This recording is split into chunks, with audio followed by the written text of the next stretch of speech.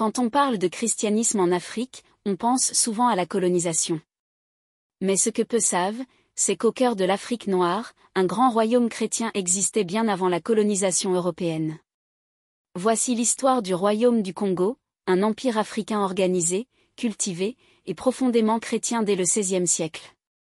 Le royaume du Congo apparaît vers le XIVe siècle, entre les actuels Angola, RDC, Congo-Brazzaville et Gabon.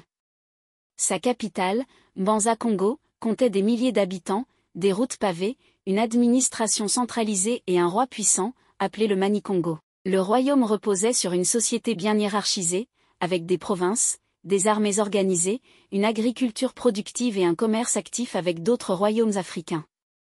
En 1483, les Portugais accostent pour la première fois sur les côtes du Congo. Mais contrairement à ce qu'on pourrait croire, il ne s'agit pas tout de suite de colonisation.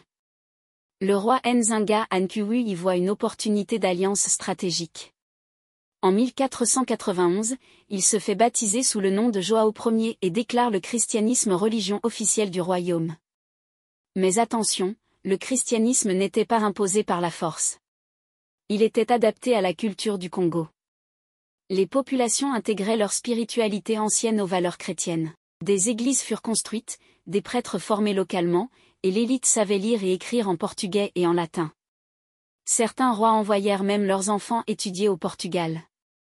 Le Congo était alors vu comme un allié chrétien sérieux dans l'Atlantique Sud.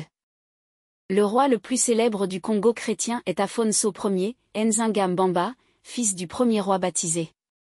Il régna de 1506 à 1542.